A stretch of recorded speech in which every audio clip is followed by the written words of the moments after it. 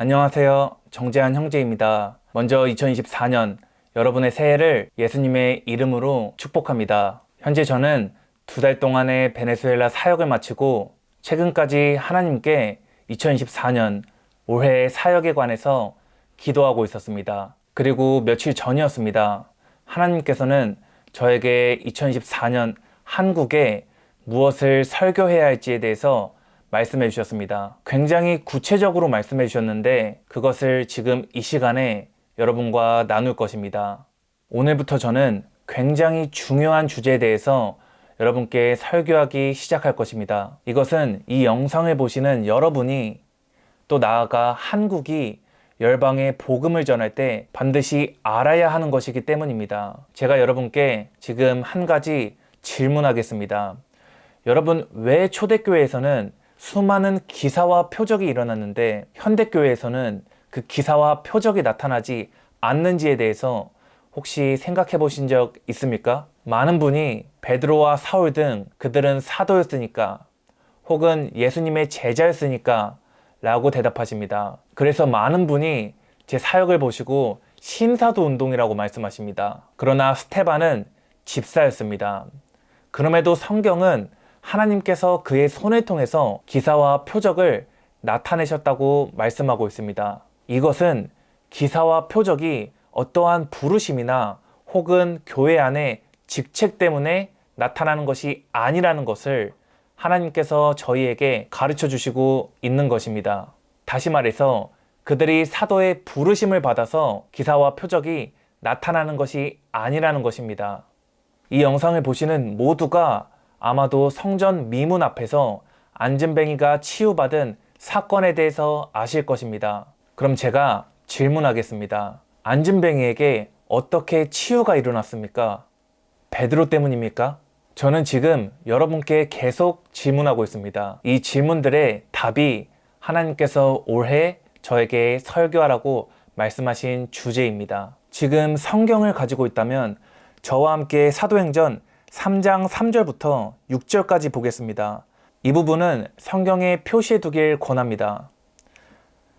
그가 베드로와 요한이 성전에 들어가려 함을 보고 구걸하거늘 베드로가 요한과 더불어 주목하여 이르되 우리를 보라 하니 그가 그들에게 무엇을 얻을까 하여 바라보거늘 베드로가 이르되 은과 금은 내게 없거니와 내게 있는 이것을 내게 주노니 나사렛 예수 그리스도의 이름으로 일어나 걸으라 하고. 안진뱅이에게 치유가 일어난 것은 베드로 때문이 아니었습니다. 성전 미문 앞에 안진뱅이에게 치유가 일어난 진짜 이유는 바로 예수님의 이름 때문이었습니다. 치유는 예수님의 이름으로 나타나는 것입니다. 초대교회에서 수많은 기사와 표적이 나타난 이유는 두 가지 이유 때문이었습니다. 첫 번째로 그들은 예수님의 이름을 사용할 수 있는 권세가 그들에게 속해 있다는 것을 알았으며 예수님의 이름을 사용하는 방법을 알았기 때문입니다. 두 번째로 그들은 그 권세, 예수님의 이름의 권세를 담대하게 사용했기 때문입니다. 그래서 여러분은 사도행전 3장 6절을 읽을 때 주목해야 할 부분이 있습니다. 베드로는 이렇게 말했습니다. 내게 있는 이것. 베드로는 자신이 가지고 있는 것을 정확히 알았습니다. 다시 말해서 자신이 소유하고 있는 권세를 정확히 알았습니다. 그래서 베드로는 내게 있는 이것을 내게 주노니 라고 말한 것입니다. 내게 있는 이것은 뒤에 말에 이어져 나옵니다. 내게 있는 이것을 내게 주노니 나사렛 예수 그리스도의 이름으로 일어나 걸으라 하고. 내게 있는 이것은 바로 예수님의 이름이었습니다. 이것이 복음의 비밀입니다. 베드로는 자신이 예수님의 이름을 가지고 있다는 것을 정확히 알았습니다. 그리고 그것을 담대하게 사용했습니다. 그래서 안진뱅이에게서 치유가 일어난 것입니다. 치유는 예수님의 이름으로 일어나는 것입니다. 중요한 것은 그 이름에 대해서 여러분이 얼마나 알고 있으며 얼마나 깨닫고 있는지에 대한 것입니다. 그동안 한국교회에서 기사와 표적이 나타나지 않았던 이유는 놀랍게 들리실 수 있겠지만 예수님의 이름에 대해서 알지 못했으며 영 안에서 깨닫지 못했기 때문입니다. 그래서 많은 분이 치유와 축사는 초대교회 때 끝났다라고 말씀하시는 것입니다. 그런데 치유와 축사가 초대교회 때 끝났다라고 말하는 것은 예수님의 이름이 초대교회 때 끝났다라고 말하는 것과 동일한 것입니다. 왜냐하면 치유와 축사는 예수님의 이름으로 일어나는 것이기 때문입니다. 올해 2024년 하나님께서는 저에게 그분의 이름 예수에 대해서 설교를 시작하라고 말씀하셨습니다. 사실 이것이 모든 기도의 비밀이자 능력의 비밀입니다. 저는 작년 1년 동안 많은 나라를 순회하였으며 수많은 목회자분들과 교회 리더들을 만났습니다. 그리고 제가 한 가지 깨달은 것은 많은 분이 예수님의 이름으로 기도하지만 정작 그 이름을 깨닫고 사용했었던 것은 소수의 크리스천들 뿐이었다는 것입니다. 이 영상을 보시는 여러분이 예수님의 이름을 사용하기 위해서는 먼저는 그분의 이름에 대해서 알아야 하며 여러분이 예수님의 이름에 대해서 지적인 이해와 동의의 수준을 넘어서야 합니다. 저는 오늘을 시작으로 예수님의 이름에 대해서, 그 이름 안에 치유 기도에 대해서, 그 이름 안에 귀신을 쫓는 축사 기도에 대해서 여러분께 설교하기 시작할 것입니다. 여러분은 예수님의 이름에 능력이 있다는 지적인 이해와 동의의 수준을 넘어서서 영 안에서 깨닫기 시작할 것입니다. 그리고 그분의 이름을 정말 사용하기 시작할 것입니다. 다음 영상에서 찾아뵙겠습니다. 축복합니다.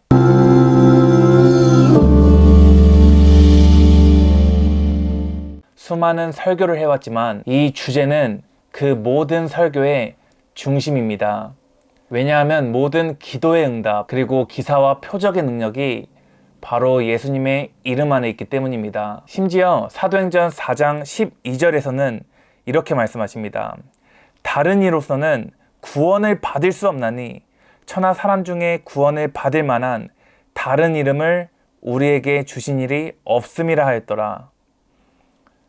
저희가 받은 구원도 그분의 이름 안에서 결코 예외가 아닙니다. 앞으로 여러분은 예수님의 이름 안에 권세를 깨닫는 동시에 하나님께서 교회에게 그리고 여러분에게 주신 큰 축복과 권세를 알게 될 것입니다. 그리고 이 주제가 지금 이 시대에 한국교회에 가장 필요한 설교라는 것을 알게 될 것입니다. 지난 영상에서부터 저는 예수님의 이름의 권세에 대해서 여러분께 말씀드리기 시작했습니다. 먼저 정리해보면 초대교회 때 수많은 기사와 표적이 나타났던 이유는 첫 번째로 그들은 예수님의 이름의 권세가 그들에게 속해 있다는 것을 알았으며 그 이름을 사용하는 방법을 알고 있었기 때문입니다.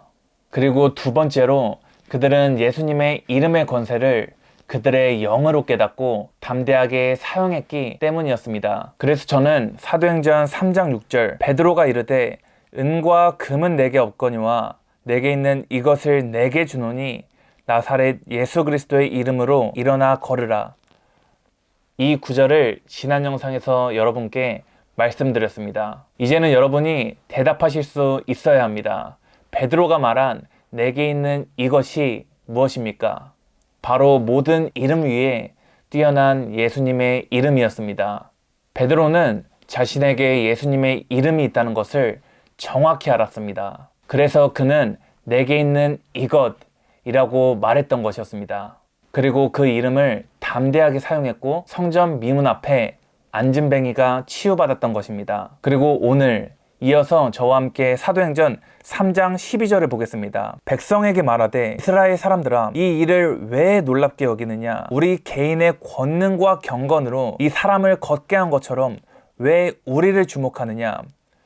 그리고 16절을 저와 함께 보겠습니다. 그 이름을 믿음으로 그 이름이 너희가 보고하는 이 사람을 성하게 하였나니 예수로 말미암아 난 믿음이 너희 모든 사람 앞에서 이같이 완전히 낫게 하였느니라. 베드로는 안진뱅이가 치유를 받고 몰려든 백성들에게 그에게 일어난 치유는 예수님의 이름으로 일어난 것이라고 강조한 것이었습니다. 치유 기도의 영적 원리는 바로 예수님의 이름입니다. 그리고 치유가 예수님의 이름으로 일어난 것을 베드로뿐만 아니라 모든 사도들이 알고 있었습니다. 그래서 그들이 함께 모였을 때도 하나님께 표적과 기사가 거룩한 종 예수의 이름으로 이루어지게 하옵소서 라고 기도한 것입니다. 그러면 제가 여러분께 질문하겠습니다. 기사와 표적을 예수의 이름으로 누가 나타낼 수 있습니까? 하나님께서는 결코 소수의 사람들에게서 기사와 표적이 나타난다고 말씀하시지 않았습니다. 심지어 하나님께서는 사도, 선지자, 교회 안에 어떤 직분을 맡은 사람에게 기사와 표적이 나타난다고 말씀하시지 않았습니다. 저와 함께 마태복음 28장 18절에서 19절을 보겠습니다. 예수께서 나와 말씀하여 이르시되 하늘과 땅의 모든 권세를 내게 주셨으니, 이 구절에서 예수님께서는 하늘과 땅의 모든 권세가 자신에게 있다고 말씀하신 것입니다. 그리고 곧바로 교회에 말씀하십니다. 그러므로 너희는 가서 모든 민족을 제자로 삼아 아버지와 아들과 성령의 이름으로 세례를 베풀고, 이것은 예수님께서 교회에게 그분의 이름을 사용할 권리를 위임하신 것입니다. 그리고 마가복음 16장 17절 18절을 보겠습니다. 믿는 자들에게는 이런 표적이 따르리니 곧 그들이 내 이름으로 귀신을 쫓아내며 새 방언을 말하며 뱀을 집어올리며 무슨 독을 마실지라도 해를 받지 아니하며 병든 사람에게 손을 얹은 즉 나으리라 하시더라. 예수님께서는 기사와 표적이 믿는 자에게 따라온다고 말씀하셨습니다. 믿는 자는 그분의 이름을 믿는 자입니다. 바로 그리스도의 몸인 교회에게 예수님께서는 말씀하신 것입니다. 그래서 예수님께서 교회에게 그분의 이름으로 귀신을 쫓고 병든 사람에게 손을 얹으라고 말씀하신 것입니다. 그럼에도 지금 수많은 교회에서 기사와 표적이 나타나지 않는 이유는 주님께서 교회에게 위임하신 권세를 깨닫지 못했기 때문입니다. 비유하자면 구약시대에 하나님께서 모세에게 지팡이를 주신 것처럼 현대교회에게도 지팡이를 주신 건데 그 권세를 깨닫지 못해서 사용하지 못했던 것입니다. 이 부분에 대해서 제가 조금 더 자세히 말씀드리겠습니다. 홍해가 갈라진 사건에 대해서 여러분이 주목해야 할 부분이 있습니다. 그것은 홍해가 갈라진 이유는 모세 때문이 아니라 바로 모세가 가지고 있던 지팡이를 통해서 일어났다는 것입니다. 그래서 지팡이를 모세가 사용했던지 아론이 지팡이를 사용했던지 똑같이 기사와 표적이 나타났던 것입니다. 다시 말해서 기사와 표적의 열쇠는 지팡이였습니다. 그런데 저희가 살고 있는 이 신약시대에도 하나님께서는 비유하자면 교회에게 지팡이를 주신 것입니다. 교회에게 사탄을 이길 권세, 병든 자를 치유하는 권세를 교회에 위임하신 것입니다. 심지어 구약시대에는 모세와 아론 두 사람에게만 지팡이가 있었지만 신약시대에는 예수님께서는 그분의 이름을 믿는 모든 자에게 권세의 지팡이를 주신 것입니다. 그것이 바로 예수님의 이름입니다. 이런 의미에서 사실 요한복음 16장 23절과 24절은 굉장히 충격적인 약속입니다. 저와 함께 보겠습니다. 예수님께서 말씀하셨습니다. 그날에는 너희가 아무것도 내게 묻지 아니하리라. 내가 진실로 진실로 너희에게 이르노니 너희가 무엇이든지 아버지께 구하는 것을 내 이름으로 주시리라. 지금까지는 너희가 내 이름으로 구하지 아니하였으나 구하라. 그래야면 받으리니 너희 기쁨이 충만하리라. 그 전까지는 예수님께서 제자들에게 한 번도 그분의 이름을 사용하라고 말씀하시지 않았습니다. 그런데 처음으로 제자들에게 그분의 이름을 사용하라고 말씀하신 것입니다. 다시 말해서 그분의 이름을 사용할 권리를 제자들에게 주신 것입니다. 그리고 예수님께서는 항상 저희에게 보증을 해주십니다. 하나님께서 저희에게 두려워하지 말라 라고 말씀하셨을 때도 그분께서는 내가 너희와 함께하리라 라고 말씀하셨습니다. 그리고 예수님의 이름으로 기도하라고 말씀하셨을 때도 예수님께서는 저희에게 보증해 주셨습니다. 지금 저와 함께 요한복음 14장 13절을 보겠습니다. 너희가 내 이름으로 무엇을 구하든지 내가 행하리니 이는 아버지로 하여금 아들로 말미암아 영광을 받으시게 하려 함이라. 다음에 제가 더 구체적으로 치유기도와 축사기도에 대해서 여러분께 말씀드리겠지만 치유기도와 축사기도에는 크게 사역자가 해야 하는 역할과 주님께서 행하시는 역할이 있습니다. 사역자가 해야 하는 역할은 영 안에서 예수님의 이름의 권세를 깨닫고 그분의 이름을 담대하게 선포하고 기도하는 데 있습니다. 구약시대에 하나님께서 전쟁은 그분의 영역이라고 말씀하신 것처럼 실제로 귀신을 무너뜨리고 질병을 치유하는 것이 예수님의 영역이십니다. 그래서 사역자가 대단한 무언가를 행하는 것이 아닙니다. 심지어 모세도 홍해를 가르기 위해서 대단한 무언가를 행한 것이 아닙니다. 모세는 단지 지팡이를 들고 손을 바다 위로 내밀었을 뿐입니다. 그리고 바다를 가른 것은 지팡이 안에 하나님의 능력 때문이었습니다. 대단한 무언가는 항상 하나님께서 행하십니다.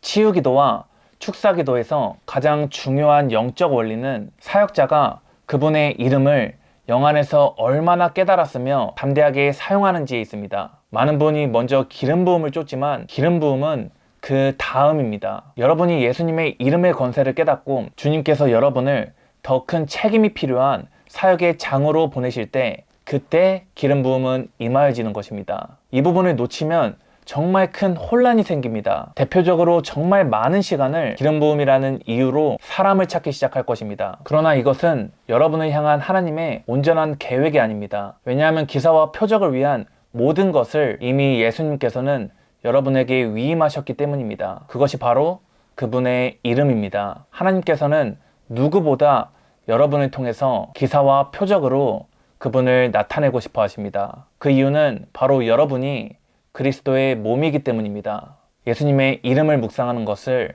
오늘부터 시작하세요. 그리고 오늘을 시작으로 제가 여러분께 말씀드리는 성경 구절을 표시하고 묵상하세요. 그분의 이름에 구원 그 이상이 있습니다. 그리고 여러분의 삶 가운데에서 그분의 이름을 담대하게 사용하는 것을 시작할 때입니다. 아직 저는 예수님의 이름에 대해서 절반도 설교하지 않았습니다.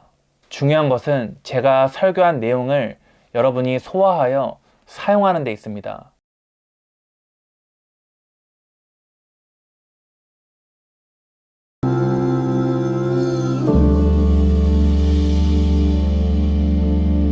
안녕하세요. 정재한 형제입니다. 오늘 제가 여러분께 축사기도에 대해서 말씀드릴 것입니다. 그런데 그 전에 제가 드릴 말씀이 있습니다. 저희 모두는 성령의 능력과 하나님 말씀의 중심을 잃지 말아야 한다는 것입니다. 제가 이 말씀을 드리는 이유는 최근에 하나님 말씀은 뒤로 하고 성령의 능력을 쫓거나 어떠한 계시 혹은 예언을 쫓다가 잘못된 길로 빠지는 분들을 봤기 때문입니다. 그리고 이뿐만 아니라 현재 교회가 분열된 가장 큰 이유 중에 하나도 한쪽은 성령의 능력은 있지만 하나님 말씀이 없으며 다른 한쪽은 하나님 말씀은 있지만 성령의 능력은 부인하기 때문입니다. 다시 말해서 성령의 능력과 하나님 말씀 가운데 균형을 잃어버렸기 때문입니다. 그러나 그리스도의 몸은 경건의 모양과 경건의 능력 이 두 가지를 모두 갖추어야 합니다. 이것이 바로 예수님과 제자들의 사역을 따라가는 길이기 때문입니다. 그러기 위해서는 여러분이 반드시 마음에 새겨야 하는 것은 첫 번째는 하나님 말씀이고 그 다음이 성령의 능력이라는 것입니다. 최근에 기사와 표적, 성령의 능력을 갈망하시는 분이 많아졌습니다. 그런데 이것을 기억하시길 바랍니다. 첫째는 하나님 말씀을 들음으로 믿음을 높이는 것이고 두 번째가 그 믿음을 행함으로 성령의 능력이 나타난다는 것을요. 또한 하나님 말씀이 중심이 되지 않는다면 여러분은 영적 전쟁에 승리를 할 수가 없습니다. 많은 분이 오해하고 있지만 영적 전쟁은 사탄과의 싸움이 아닙니다. 영적 전쟁은 하나님 말씀에 여러분을 정렬시켜서 이미 2000년 전에 패배한 마귀에 대한 승리를 강화해야 하는 데 있습니다. 그런데 여러분이 하나님 말씀을 모른다면 이미 승리한 영적 전쟁에 대한 확신을 가질 수 없기 때문입니다. 그리스도 안에서 여러분이 누구이며 여러분이 가지고 있는 권세가 무엇인지는 오직 하나님 말씀을 통해서만 알 수 있기 때문입니다. 그렇기 때문에 항상 하나님 말씀이 여러분 가운데 중심이 되어야 한다는 것을 잊지 마시길 바랍니다.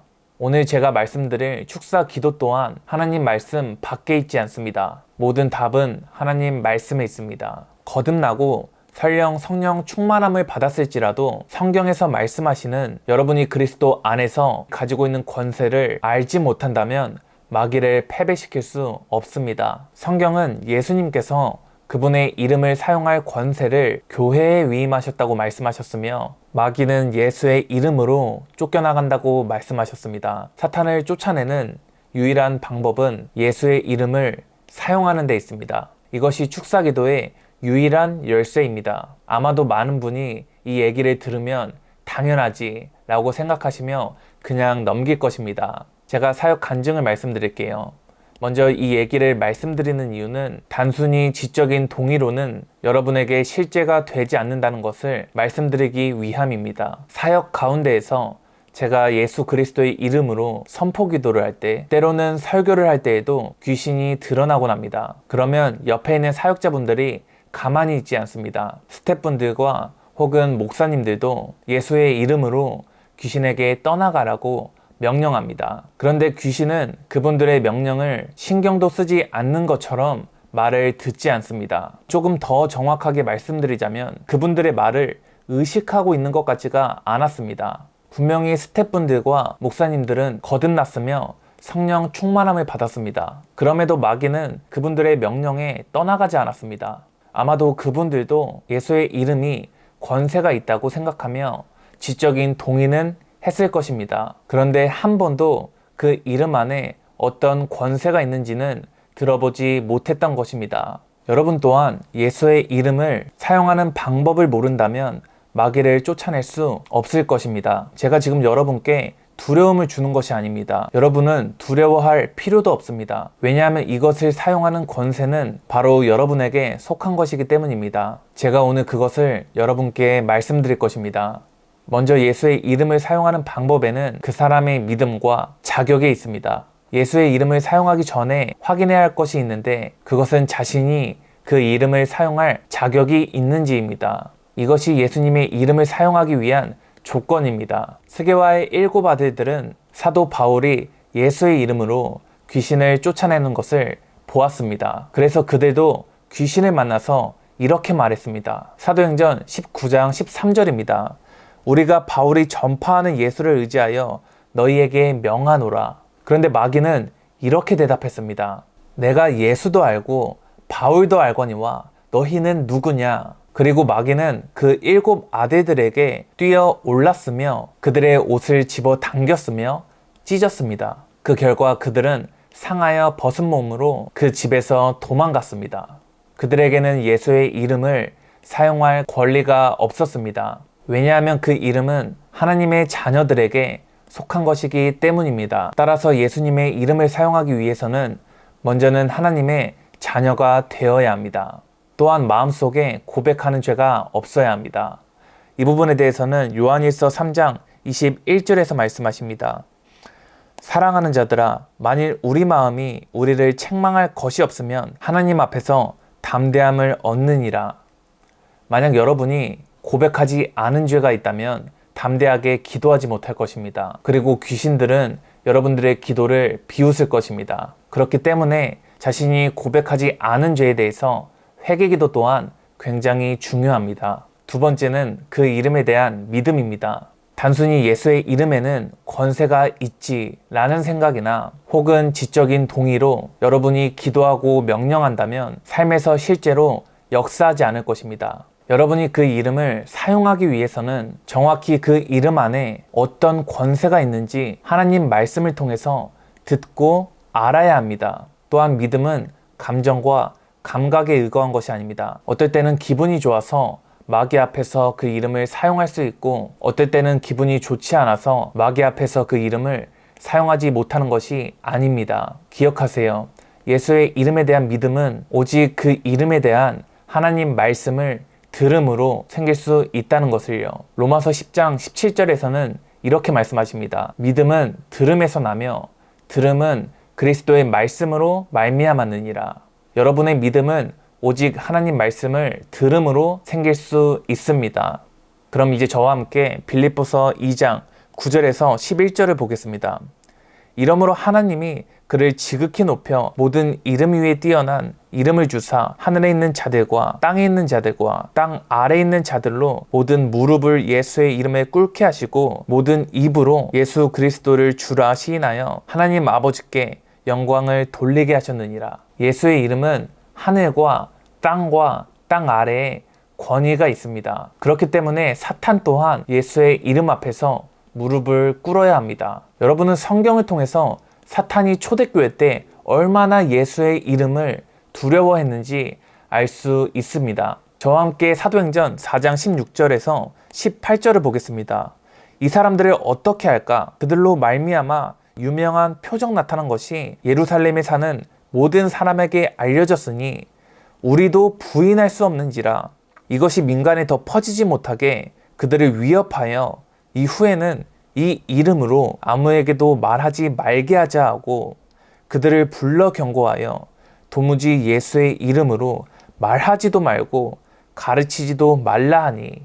초대교회에서는 사도들과 제자들을 통해서 예수의 이름으로 수많은 기사와 표적이 나타났습니다. 그래서 예루살렘의 모든 사람들이 이것을 알았습니다. 이 수많은 기사와 표적은 교회 밖에서도 알려지며 수많은 사람이 그 예수님의 이름의 권세를 알았습니다. 모든 사람들이 그 이름의 권세를 부인할 수 없었습니다. 그래서 사탄은 겁났습니다. 수많은 사람들이 그 이름으로 구원을 받는 것과 수많은 사람들이 그 이름으로 치유를 받는 것과 예수의 이름으로 자신이 사람의 몸에서 쫓겨나는 것을 두려워했습니다. 그래서 사도행전 4장 17절에서 이것이 민간에 퍼지지 못하게 그들을 위협하여 이후에는 이 이름으로 아무에게도 말하지 말게 하자 하고 사탄은 사도들과 모든 사람들에게 예수의 이름으로 가르치지도 말고 심지어는 그 이름으로 말하지도 못하게 했던 것입니다. 얼마나 그 이름을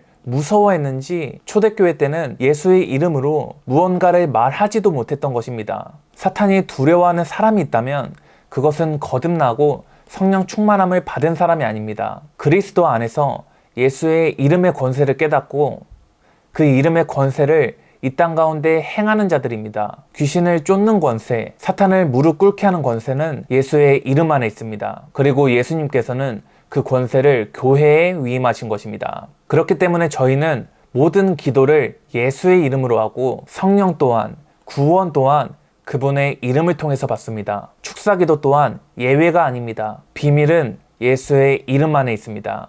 오늘부터 특별히 여러분께서 사복음서와 서신서를 읽을 때 예수의 이름으로, 그분의 이름으로 라는 구절들을 모두 표시하시고 따로 적어두어 묵상하는 것을 권합니다. 그것이 여러분이 그리스도 안에서 가지고 있는 권세를 깨닫게 하는데 또한 여러분의 영적 성장에 큰 유익이 되기 때문입니다. 오늘 영상은 여기까지입니다. 그럼 다음 영상에서 뵙겠습니다. 축복합니다.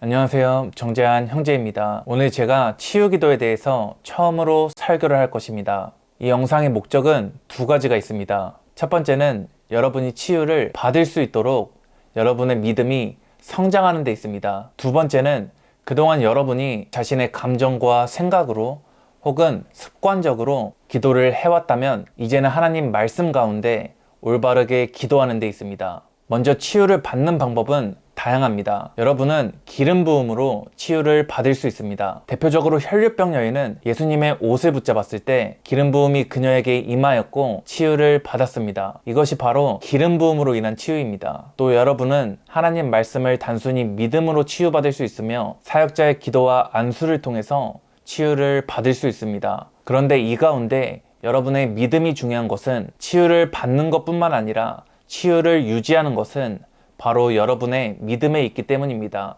예수님께서는 혈류병 여인에게 이렇게 말했습니다. 딸아, 네 믿음이 너를 구원하였으니 평안히 가라. 네 병에서 놓여 건강할지어다. 마가복음 5장 34절에서 예수님은 혈류병 여인에게 네 믿음이 너를 구원하였으니 라고 말했습니다. 여기서 주목해야 할 부분이 있습니다. 하나님은 여러분에게 치유를 줄 수 있으며 구원을 줄 수 있지만 여러분을 대신해서 그것을 받아줄 수는 없다는 점입니다. 혈류병 여인이 구원과 치유를 받은 것은 그 여인의 믿음으로 인한 것이라고 예수님께서는 말씀하셨습니다. 그러면 치유를 받기 위한, 치유를 유지하기 위한 그 믿음은 어디서 생깁니까? 저와 함께 로마서 10장 16절을 보겠습니다. 믿음은 들음에서 나며 들음은 그리스도의 말씀으로 말미암아 느니라. 그동안 제 설교를 들으신 분들은 제 설교의 한 가지 특징을 알 수 있을 것입니다. 그것은 제 모든 설교의 중심이 하나님 말씀에 있다는 것입니다. 제 설교에서 저의 생각을 빼는 이유는 그것이 여러분의 믿음에 더 큰 유익이 되기 때문입니다. 여러분의 믿음은 누군가의 생각이나 지식을 들어서가 아니라 바로 하나님 말씀을 들음에서 오기 때문입니다. 누군가의 생각을 들을 때는 여러분의 혼이 영향을 받습니다. 그런데 여러분이 하나님 말씀을 들을 때는 여러분의 영이 영향을 받는 것입니다. 왜냐하면 하나님 말씀이 곧 영이시기 때문입니다. 오늘 말씀드릴 치유기도 또한 결코 하나님 말씀과 분리되지 않습니다. 많은 분이 치유를 받지 못하는 이유는 치유에 관한 하나님 말씀을 듣지 못하여 믿음이 없기 때문입니다. 이것은 예수님의 사역에서 벌어진 일이었습니다. 예수님께서 이 땅에 오셔서 사역을 하셨을 때에도 치유를 받지 못했던 사람들이 있었습니다. 그것을 마가복음 6장 5절에서 말씀하십니다. 거기서는 아무 권능도 행하실 수 없어 다만 소수의 병자에게 안수하여 고치실 뿐이었고, 예수님께서는 제한 없이 성령을 받으셨습니다. 그럼에도 모든 사람들이 치유를 받는 것은 아니었습니다. 나사렛에서 예수님께서는 권능을 행하실 수 없었으며 소수의 병자에게만 안수하셨습니다. 그리고 성경은 그곳에서 사람들이 치유를 받지 못한 이유를 말씀해 주셨습니다. 함께 마가복음 6장 6절을 보겠습니다. 그들이 믿지 않음을 이상히 여기셨더라. 이에 모든 촌에 두루 다니시며 가르치시더라. 그들이 치유를 받지 못한 이유는 바로 그들에게 믿음이 없었기 때문이었습니다. 그런데 여기서 끝이 아닙니다. 여러분이 여기서 주목해야 할 부분이 있습니다. 치유를 받지 못한 이들을 위해서 예수님께서는 무언가를 행하셨습니다. 바로 모든 촌에 두루 다니시며 가르치기 시작하셨습니다. 그 이유가 무엇인지 아십니까? 바로 믿음은 들음에서 나며 들음은 그리스도의 말씀으로 말미암았기 때문이었습니다. 믿음이 없는 자에게 믿음을 주기 위해서 예수님께서 가르치셨던 것입니다. 믿음은 하나님 말씀을 들음에서 온다는 것을 잊지 마시길 바랍니다. 마지막으로 기도하는 법에 대해서 말씀드릴 것입니다. 한 가지 질문하겠습니다. 구원받기 위해서 여러분은 어떻게 기도하셨습니까? 성경은 하나님께서 예수를 죽은 자 가운데 살리신 것을 마음으로 믿고 예수님을 주님으로 고백하면 구원을 받는다고 말씀하십니다. 제가 이것을 말씀드리는 이유가 있습니다. 하나님께서는 여러분에게 자신에게 구원을 달라고 기도하라고 말씀하시지 않았습니다. 그 이유가 무엇입니까? 바로 예수님께서 십자가에서 이미 구원을 위한 모든 것을 행하셨기 때문입니다. 중요한 것은 저희가 그것을 믿고 받는 것입니다. 치유기도 또한 마찬가지입니다. 많은 분이 치유기도에 응답을 받지 못하는 이유는 하나님께 치유를 구하는 데에만 신경을 썼기 때문입니다. 그러나 예수님께서는 이미 저희에게 십자가에서 치유를 주셨습니다. 구원과 마찬가지로 저희에게 치유를 주기 위한 모든 것을 이미 십자가에서 행하셨습니다. 중요한 것은 이것을 마음으로 믿고 고백하는 영역에 있습니다. 하나님께서 마태복음 18장 16절에 두세 증인의 입으로 말마다 확증하게 하라 라고 말씀하셨습니다. 제가 여러분의 믿음을 돕기 위해서 성경의 세 구절을 통하여 치유가 여러분의 것이라는 것을 확증시켜 드리겠습니다. 실제로 이 구절들은 제가 사역을 하면서 많은 분에게 가르치는 구절들입니다. 성경에 꼭 표시해 두길 권합니다. 저와 함께 이사야 53장 4절에서 5절을 보겠습니다. 그는 실로 우리의 질고를 지고 우리의 슬픔을 담당하였거늘 우리는 생각하기를 그는 징벌을 받아 하나님께 맞으며 고난을 당한다 하였노라. 그가 찔림은 우리의 허물 때문이요 그가 상함은 우리의 죄악 때문이라. 그가 징계를 받음으로 우리는 평화를 누리고 그가 채찍에 맞음으로 우리는 나음을 받았도다. 이사야는 지금 후에 오실 예수님에 대한 예언을 하고 있습니다. 그리고 그는 예수님께서 채찍에 맞음으로 우리가 나음을 받았도다 라고 말하였습니다. 이것은 영적인 부분에 대해서 말하고 있는 것이 아니라 육체적인 치유에 대해서 말하고 있는 것입니다. 그리고 이제 저와 함께 신약을 보겠습니다. 마태복음 8장 17절입니다. 우리의 연약한 것을 친히 담당하시고 병을 짊어지셨도다. 이사야가 예언한 것을 예수님께서는 성취하셨습니다. 십자가에서 예수님께서는 저희의 연약함과 병을 짊어지셨으며 담당하셨습니다. 그 이유는 저희가 질병에서 나음을 받기 위해서였습니다. 마지막으로 세 번째 증인입니다. 베드로전서 2장 24절을 보겠습니다. 친히 나무에 달려 그 몸으로 우리 죄를 담당하셨으니 이는 우리로 죄에 대하여 죽고 의에 대하여 살게 하려 하심이라. 그가 채찍에 맞음으로 너희는 나음을 얻었나니. 이렇게 하나님께서는 이사야, 마태, 베드로 이 세 증인의 입을 통해서 치유가 여러분을 향한 하나님의 뜻이라는 것을 확증하신 것입니다. 그리고 예수님께서 저희의 치유를 위한 모든 것을 십자가에서 행하셨다는 것을 저희에게 가르쳐 주시는 것입니다. 치유 기도는 여러분이 하나님께 반복적으로 습관적으로 치유를 구하는 것이 아닙니다. 그것이 겸손이 아닙니다. 치유 기도는 이 말씀들을 마음으로 믿고 입으로 고백하는 영역에 있습니다. 이것이 하나님 말씀을 통하여 치유를 받는 방법입니다. 이것을 한번 듣고 입으로 고백했다가 질병이 낫지 않는다고 포기하는 것은 진짜 믿음이 아닙니다. 치유는 점진적일 수 있습니다. 그렇기 때문에 믿음의 선한 싸움이 필요합니다. 여러분이 눈에 보이는 질병보다 이 말씀을 더욱 붙잡고 입으로 고백하며 심령으로 믿을 때 치유는 일어나는 것입니다. 마지막으로 요한복음 10장 10절을 보겠습니다. 도둑이 오는 것은 도둑질하고 죽이고 멸망시키려는 것뿐이요 내가 온 것은 양으로 생명을 얻게 하고 더 풍성히 얻게 하려는 것이라. 많은 분이 자신에게 있는 질병에 대해서 하나님의 어떠한 뜻이 있다고 생각합니다. 만약 질병에 하나님의 뜻이 있다고 생각한다면 여러분이 치유를 받거나 치유를 유지하거나 혹은 사역자로서 치유 기도를 할 때 굉장히 큰 혼란과 문제가 생길 것입니다. 그러나 하나님 말씀은 진리입니다. 질병은 사탄에게서 오지만 예수님은 여러분의 치유의 아버지 되십니다. 이 말씀을 꼭 붙잡길 권합니다. 다음 영상에서 뵙겠습니다. 축복합니다.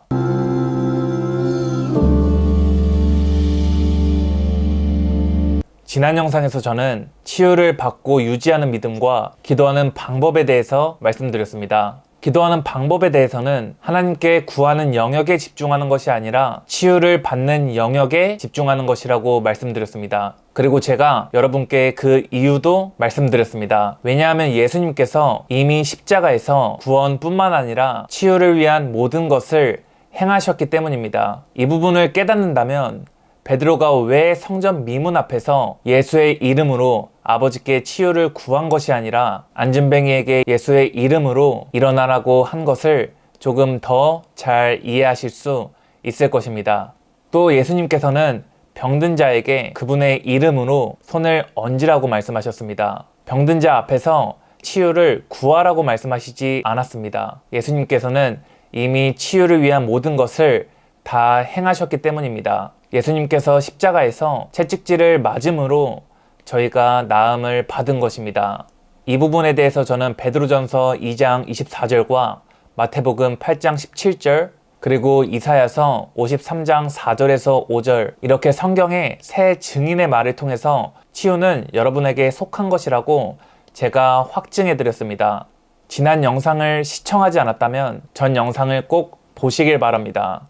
오늘은 여러분께 제 치유 간증을 말씀드릴 것입니다. 제가 이렇게 말하면 형제님이 왜 기름 부음 받아서 치유 사역을 하는 사역자가 왜 질병에 걸리나요? 라고 질문할 수 있습니다. 왜냐하면 굉장히 모순처럼 보일 수 있기 때문입니다. 그러나 이것을 이해하기 위해서는 하나님께서 사역자에게 기름을 부어주시는 이유에 대해서 아셔야 합니다. 하나님께서는 사역자를 위해서 기름을 부어주시는 것이 아닙니다. 하나님께서는 사역자가 그리스도의 몸과 세상을 섬기고 봉사할 수 있도록 기름을 부어주시는 것입니다. 그래서 제가 받은 기름 부음도 그리스도의 몸인 여러분과 세상을 섬기기 위한 것이지 저를 위한 것이 아닙니다. 그래서 저도 아플 때 하나님 말씀을 붙잡으며 기도하는 개인의 믿음이 필요합니다. 작년 브라질에서 있었던 일이었습니다. 작년 3월과 4월쯤이었던 것 같아요. 그때 저와 사역팀은 선교사들만 지낼 수 있는 집에서 함께 숙박을 했습니다. 그곳에서 저는 오전에는 설교 준비를 하고 저녁에는 교회 순회 사역을 하였습니다. 그리고 새벽에는 모두가 잠잘 때 유튜브 사역 영상을 찍었습니다.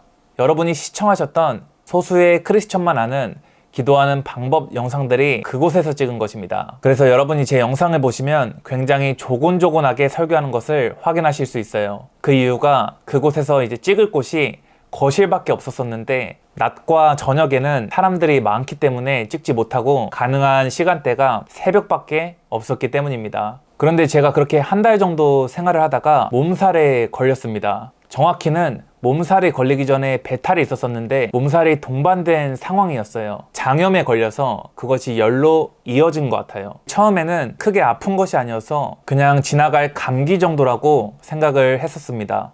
그래도 질병에 대해서 기도를 했고 믿음의 스위치는 항상 켜놓았습니다. 그런데 하루 이틀 지나면서 몸의 열은 계속 높아지고 식사를 조금만 해도 화장실에 몇 번씩 가는 상황이어서 식사조차 제대로 하지 못하는 상황이었습니다. 어떻게 보면 제가 기도한 것과 다르게 몸은 점점 더 안 좋아진 것이죠. 그리고 제가 그때 기억나는 것이 제가 병원을 가고 싶어도 그곳이 도시가 아니었기 때문에 병원과 거리가 굉장히 멀어서 가기가 힘든 상황이었습니다. 그래서 잠시 사역을 멈추고 휴식을 취하는데 이제는 몸살이 아니라 고열이 일어난 거예요. 그리고 고열이 일어나고 이틀째 새벽에는 제가 열 때문에 잠에서 깰 정도였고 식은땀도 굉장히 많이 났었습니다. 그래서 제가 물을 마셔야겠다고 생각해서 내려가려고 했어요. 제가 침대에서 일어나고 앞을 보는데 시야가 너무 비몽사몽해서 제가 그 2층에서 1층으로 내려갈 때 그 계단에서 옆을 계속 무언가를 잡고 이렇게 내려갔어요. 그런데 그때 성령님이 저에게 너는 왜 너가 한 설교를 믿지 않느냐 라고 미세하게 말씀하셨습니다. 그래서 제가 그때 누운 상태로 기도를 하기 시작했어요. 베드로전서 2장 24절과 마태복음 8장 17절 그리고 이사야서 53장 4절에서 5절을 입으로 고백하기 시작했습니다. 이 말씀들을 붙잡으면서 계속 입으로 고백하였습니다. 그 당시 어떻게 제가 기도를 했었냐면 바닥에 이렇게 누운 상태에서 주님 저는 치유를 받았습니다. 주님 저는 치유를 받았습니다. 저는 이것을 받은 줄로 믿습니다. 이렇게 기도했습니다. 그런데 중요한 것은 그때에도 저는 치유를 받지 못했습니다.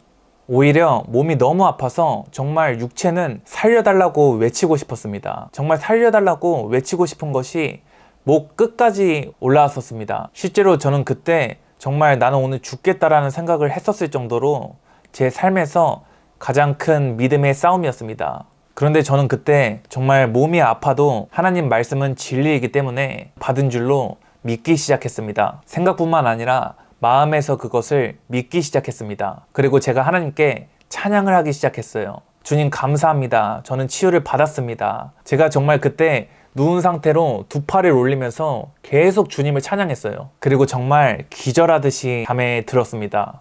그런데 그때 아직도 기억나는 것이 몸은 아팠는데 영 안에서 굉장히 평안함을 느꼈습니다. 그리고 제가 잠에서 깨고 거실 바닥에서 일어났는데 잠깐이지만 고열을 갖고 있었던 것을 생각하지 못했습니다. 왜냐하면 그때 제 몸에서 고열과 복통은 사라졌었기 때문입니다. 완전히 치유를 받은 것이죠. 그래서 제가 너무 기뻐서 하나님께 계속 찬양을 했었습니다. 그래서 그날 아침부터 바로 음식을 먹고 저녁에 사역을 했습니다. 많은 분이 기도의 응답을 받기 위해서는 기도의 분량이 차야 한다고 말씀하십니다. 그러나 그것은 하나님 말씀에 근거하지 않습니다. 만약 기도의 분량이 차서 기도의 응답이 온다면 그것은 가장 오래 기도하는 자에게 기도의 응답이 가장 먼저 올 것입니다. 그런데 예수님께서는 바리새인과 같이 중언부언 기도하지 말라고 말씀하셨습니다. 얼마나 오래 기도했으며 얼마나 많은 기도를 했는지는 중요한 것이 아닙니다. 중요한 것은